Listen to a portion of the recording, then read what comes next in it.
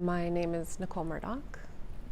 I am a full-time university student and aspiring scholar at the University of Winnipeg. I currently live in Winnipeg, and I am a member of Fisher River Cree Nation with relations at Moose Deer Point First Nation in Ontario as well. I am here today to honor all of our missing and murdered Indigenous women, girls, and Two-Spirit relatives.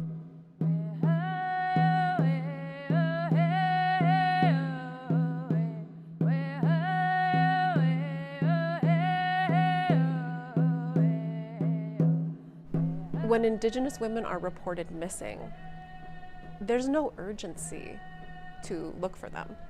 There's no urgency in finding them. The way that Indigenous women are viewed and degraded and viewed as disposable and somehow as if our lives don't matter, or the way that our lives only matter if we look a certain way, if we act a certain way, if we behave a certain way. That, to me, is one of the most devastating parts of how we discuss and how we view missing and murdered Indigenous women. When it comes to the death of Linda Mary Beardy, whose body was discovered in a landfill, not months after the bodies of Indigenous women were just discovered in a landfill, I don't know how we don't see that reality as a complete nightmare. But that's the reality of Indigenous women in this city right now. In the case of Linda Mary Beardy,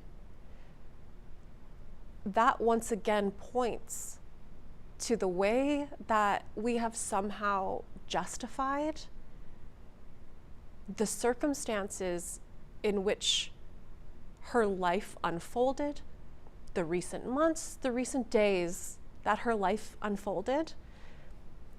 We're trying to discuss and debate that as if those circumstances have anything to do with whether this woman deserved or did not deserve to end up in a landfill. That, in and of itself, highlights the way that Indigenous women are regarded, perceived, looked at, recognized, valued. One of the things that I think is pretty prominent nowadays is the land acknowledgement.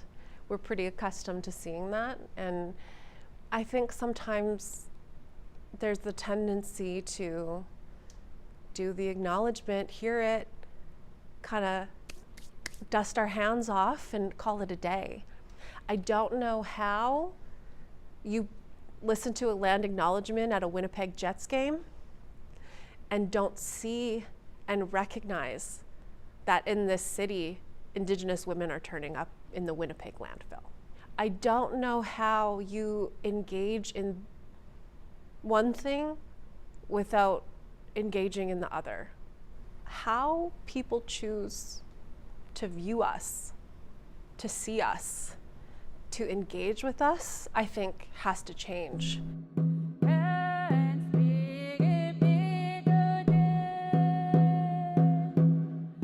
It is unjust for Indigenous peoples to be doing this work alone, to be fighting for our own communities on our own.